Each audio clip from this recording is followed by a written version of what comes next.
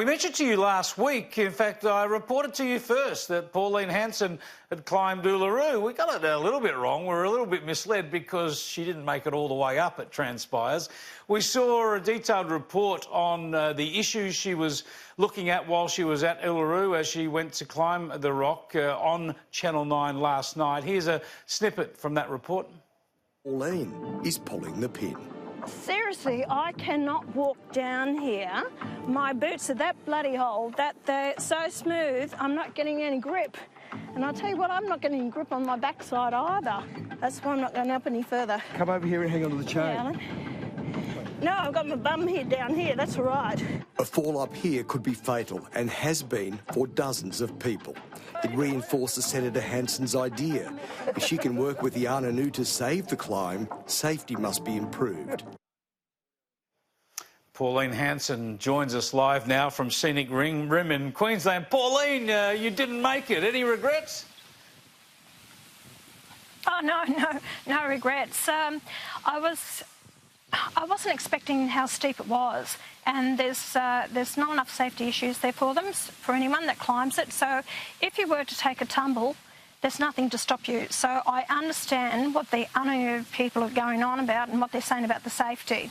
Yeah, they've always said that the reason they don't want climbers up there anymore is because there have been so many deaths, people dying from heart attacks and, as you say, falling, and they say that brings sadness, sorriness to such a special place for them. So did you have sympathy with their argument there?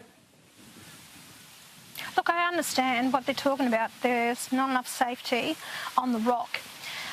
Chris, let me make it quite clear. I never went out to the rock specifically to climb the rock. I actually was invited by the Anangu Marcher people to actually go out there and speak to them about the issues and talk to the traditional owners.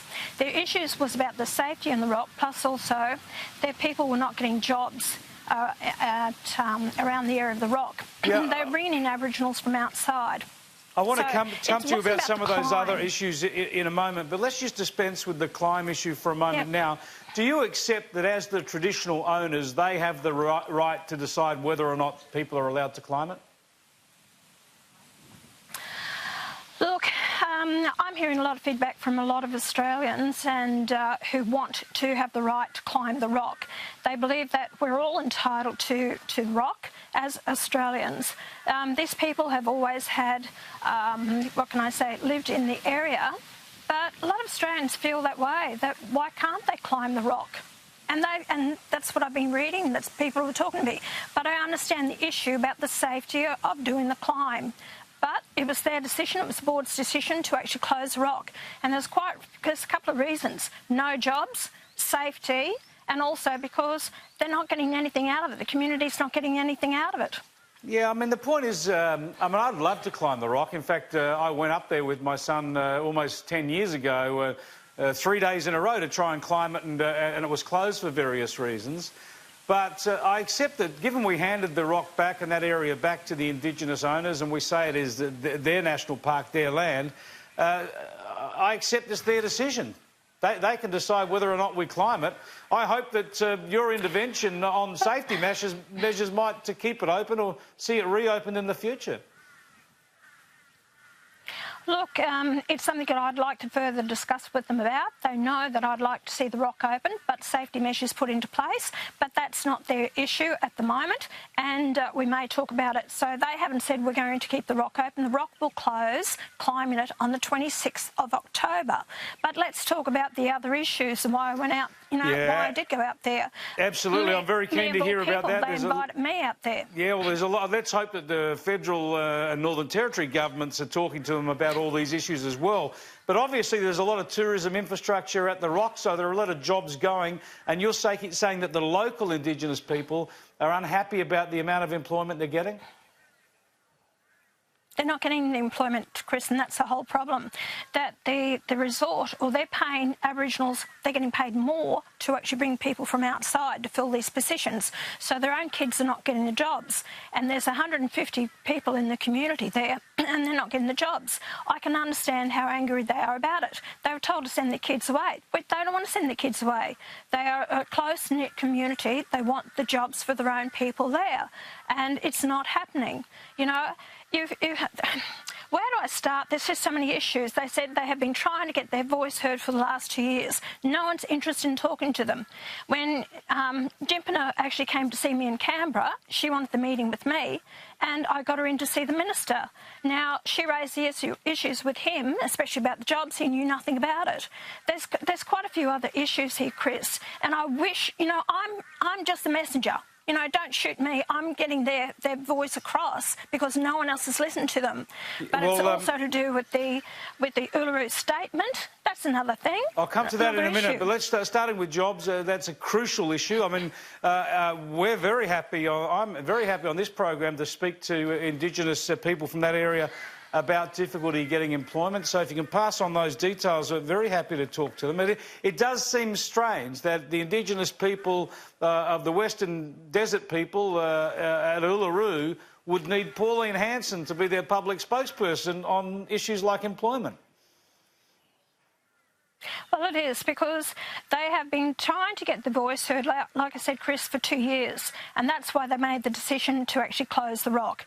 They're getting nothing out of it, and they said, why should we bother doing this? And I can understand the reason for it. Now, they raised the issues with me because no one else would listen to them. None of the, even some of those in Parliament who have Indigenous blood are not listening to them and putting the voice across. So they came to me.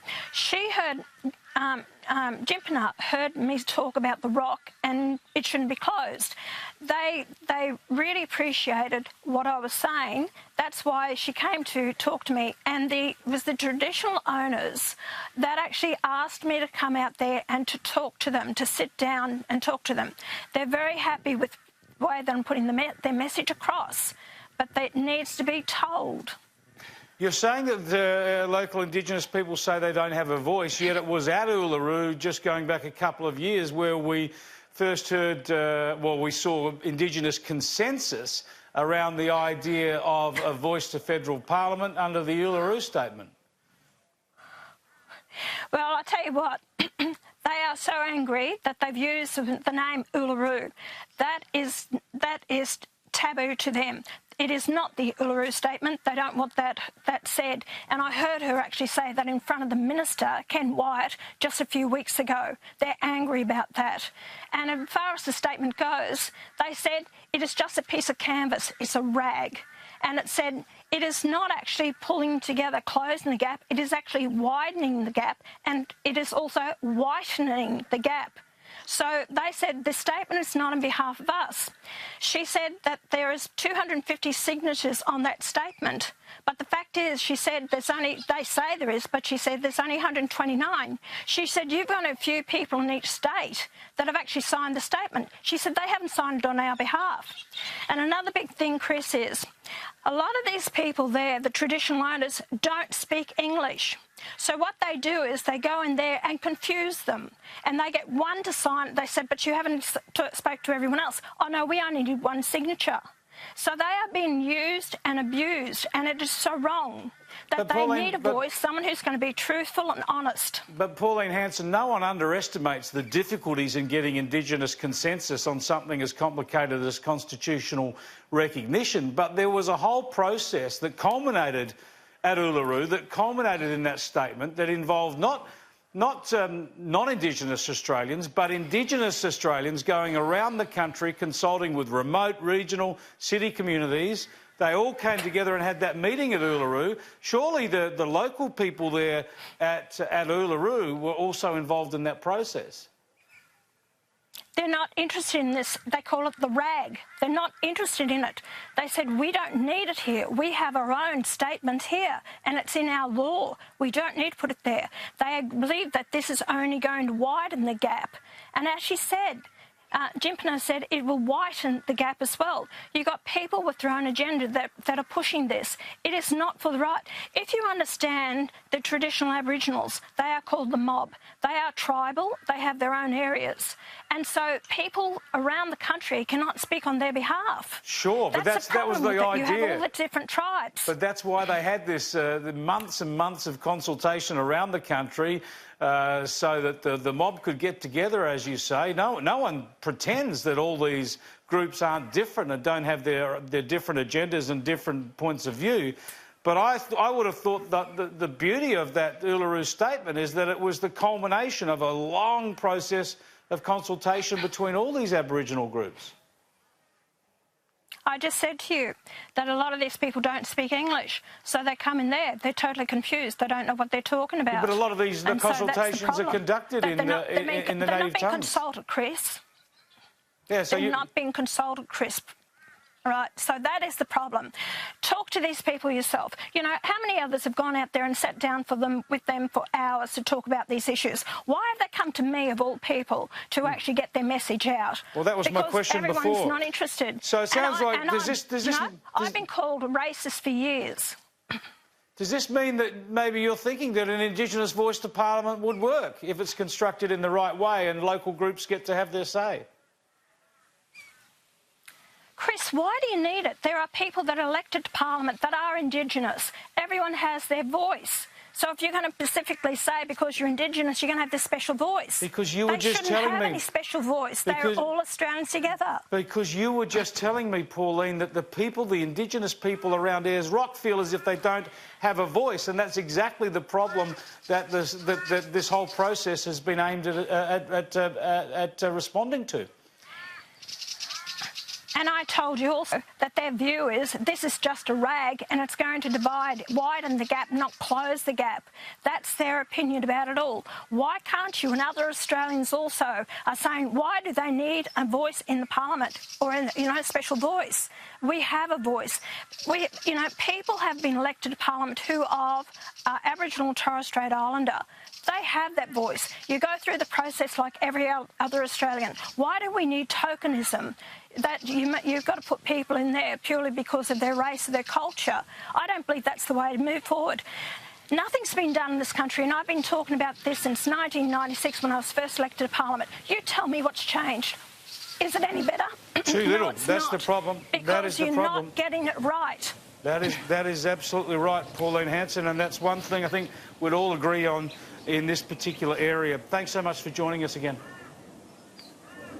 Thanks, Chris. Pauline Hanson, they're live from Scenic Rim in Queensland on the big issues behind her discussions with the Indigenous people around Uluru. She says they don't have a voice. I agree. She says not enough has changed to help the advancement of Indigenous Australians in this country in the last few decades. We'd all agree on that.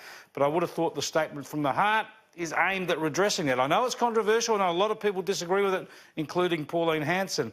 But at least, if we're going to have this discussion, we can agree that this is what people are trying to achieve. We all want the right outcomes. Let's see. Fascinating, isn't it, that if what Pauline Hanson says is true, Indigenous people want her to be their voice, at least in this particular occasion.